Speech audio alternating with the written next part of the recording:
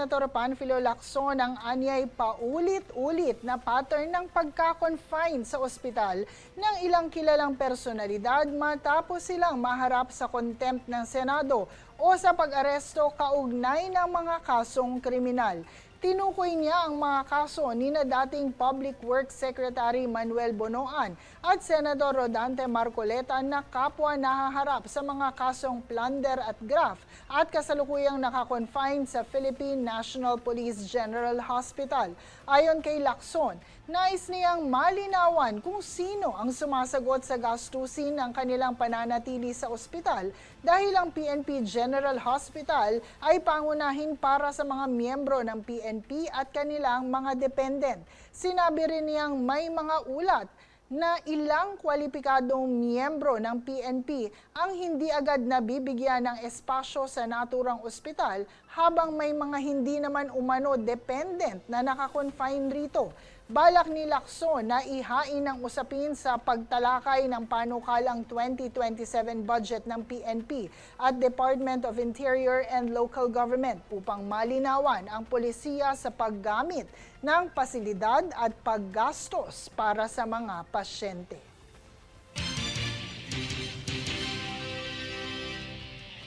Samantala, hinahanda ang mas malawak na kooperasyon at pamumuhunan at pagpapaunlad bilang nakita itong susunod na yugto ng ugnayan sa pagitan ng Pilipinas at ng Saudi Arabia. Narito ang ulat hatid ni Jade Buhoy. Karagdagang hakbang para sa kaunlaran ng bansa. Ayon kay Dr. Jose Antonio Goytia, panahon na upang palawakin ang ugnayan ng Saudi Arabia at Pilipinas mula sa tradisyonal na pakikipag-ugnayan sa larangan ng paggawa at remittances tungo sa mas malalim na kooperasyon sa pamumuhunan, serbisyo, food security, energy at human capital development sa ilalim ng Saudi Vision 2030. Aniya, ang matagal ng paglilingkod ng mga Pilipino sa mga pangunahing industriya ng Saudi Arabia ang naging pundasyon ng matibay na tiwala sa pagitan ng dalawang bansa. Ayon pa kay Goytia, dahil sa pagbabagong dulot ng Saudi Vision 2030, lumilitaw ang mga bagong pagkakataon sa larangan ng pamumuhunan, turismo, renewable energy, healthcare, logistics at digital service. Iginiit niya na maaaring maging katuwang ng Saudi Arabia ang mga Pilipinong negosyante, mga institusyong pang-edukasyon, service providers, agribusiness at mga negosyo sa pagpapaunlad ng ekonomiya. Binigyan din ni Goytia na hindi sapat ang matatag na ugnayang diplomatiko kung hindi ito masasabayan ng mas malakas na pakikipagtulungan ng pribadong sektor upang maisakatuparan ang mga konkretong proyekto at pamumuhunan. Aniya, ang pinakamalaking lakas ng ugnayan ng Saudi Arabia at Pilipinas ay nananatiling ang mga mamamayan ng dalawang bansa na sa loob ng maraming dekada ay magkasamang nagtatrabaho, namumuhay at nakabuo ng matibay na pagkakaibigan.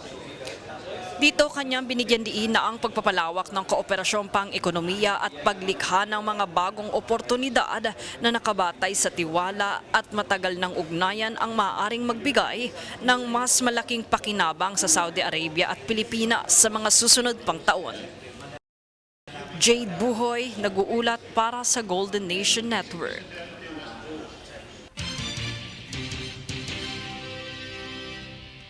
Sa iba pang balita, nagsagawa ng mapayapang protesta ang mahigit 500 rallyista ng iba't ibang makabayang grupo sa harap ng Embahada ng China upang gunitain ang ika-10 anibersaryo ng 2016 Arbitral Tribunal Award. Nagbabalik para sa kabuuang ulat si Jade Buhoy. Nagsagawa ang makabayang grupo ng pagtitipon sa lungsod ng Makati upang muling igiit ang paninindigan ng Pilipinas sa usapin ng West Philippine Sea o WPS.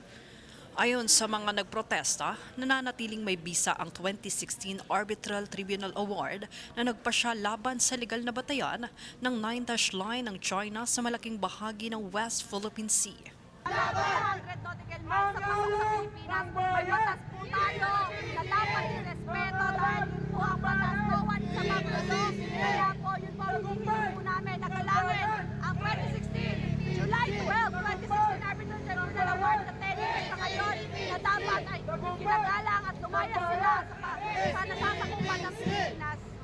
Iginiit pa ng grupo na hindi mababago ng propaganda, pananakot o agresyon ang mga karapatan sa teritoryo ng bansa sa ilalim ng international law. Binigyan din nila na ang mga naitalang insidente ng umano'y panghaharas, paggamit ng water cannon at laser laban sa Philippine Coast Guard o PCG, Philippine Navy at mga mangingisdang Pilipino sa loob ng Exclusive Economic Zone ng bansa.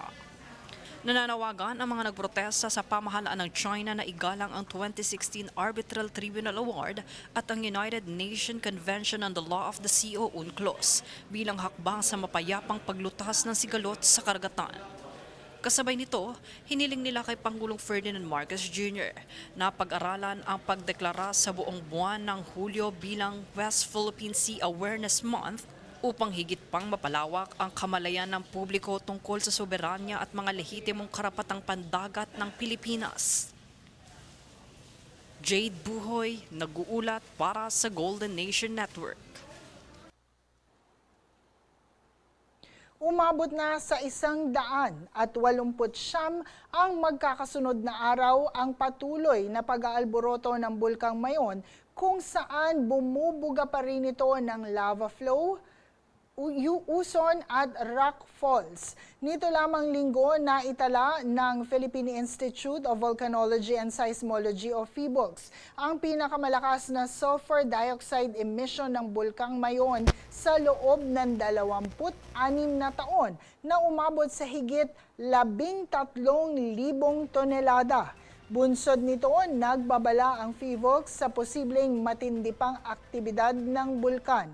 Nananatili pa ring nakataas sa Alert Level 3 ang Mayon at mahigpit na ipinagbabawal ang pagpasok sa 6-kilometer permanent danger zone.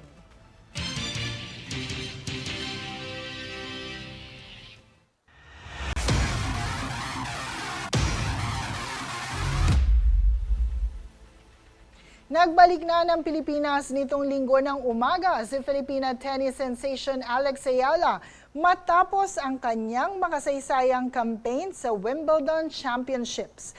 Mainit ang naging pagsalubong ng mga taga-suporta na inihanda para sa Filipina Pride sa NAIA Terminal 3, kung saan personal din siyang sinalubong ni Philippine Olympic Committee President Abraham Bambol Tolentino, Philippine Tennis Association Secretary General John Ray Tiangco at Philippine Sports Commission Chair Patrick Pato Gregorio. Isang hero's welcome ang isinagawa kay Ayala kasabay ng pagtugtog ng Banda Kawayan Pilipinas. Binigyan din ng PSC ang impact ni Ayala sa larangan ng sports sa bansa, gayon din ang pagturing ng PhilTA sa atleta bilang modern-day hero. Kasunod nito, magkakaroon ng fan meet si Ayala sa July 15 sa Glorieta Activity Center sa Makati bago ang kanyang susunod na North American Hardcourt Swing sa Mubadala City DC Open sa Washington, D.C. sa July 27. Manatiling nakatutok para sa higit pang mga balita sa pagbabalik ng News Force.